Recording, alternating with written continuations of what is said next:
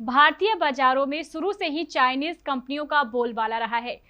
यही वजह है कि कम समय में भी चाइनीज कंपनियों के प्रोडक्ट रफ्तार पकड़ लेते हैं और इनका व्यापार बाजार में चल पड़ता है। लेकिन आपको बता दें कि ये चाइनीज फर्म अब भारतीय जांच एजेंसियों के निशाने पर है, जिसके चलते एक साथ 44 ठिकानों पर दबिश दी गई है। आखिर क्यों पड़ी रेड, आइए जानते हैं।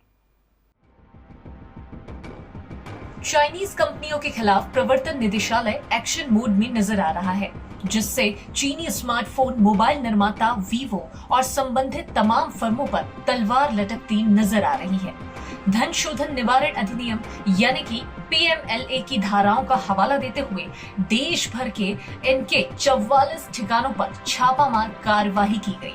ये दबिश उत्तर प्रदेश, बिहार, मध्य प्रदेश समेत दक्षिण भारत के कई राज्यों में ED की ओर से दी गई।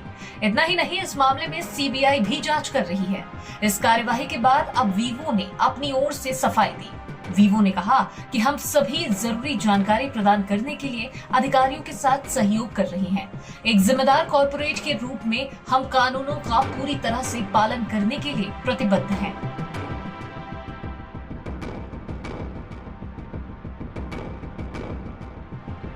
दरअसल भारत चीन के बीच हुए द्वंद्व के बाद से ही चीनी कंपनीज पर भारत सरकार ने सख्त रुख अख्तियार कर लिया है। तब से अब तक 200 से ज्यादा मोबाइल ऐप बैन हो चुके हैं।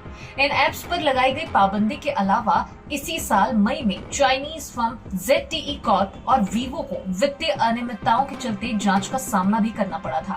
इसके अलावा Xiaomi भी जांच के दायरे में है।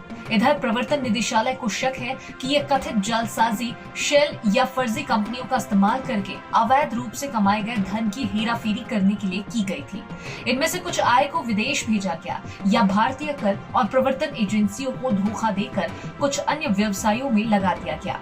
इस कार्रवाई को चीनी संस्थाओं और उनसे जुड़े भारतीय पक्षों के खिलाफ केंद्र सरकार की कार्रवाई के हिस्से के रूप में देखा जा रहा है।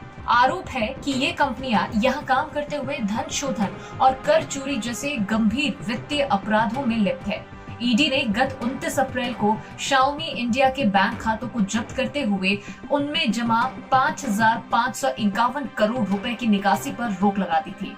ये कार्रवाई विदेशी मुद्रा प्रबंधन अधिनियम के प्रावधानों के उल्लंघन के आरोप में की गई थी।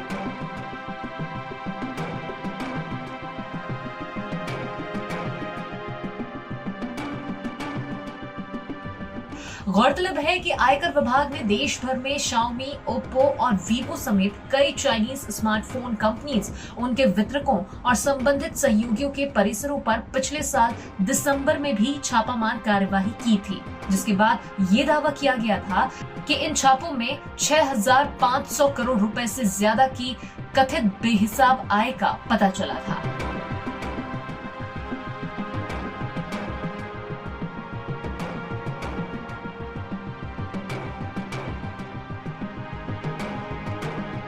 Bureau report, KBC news.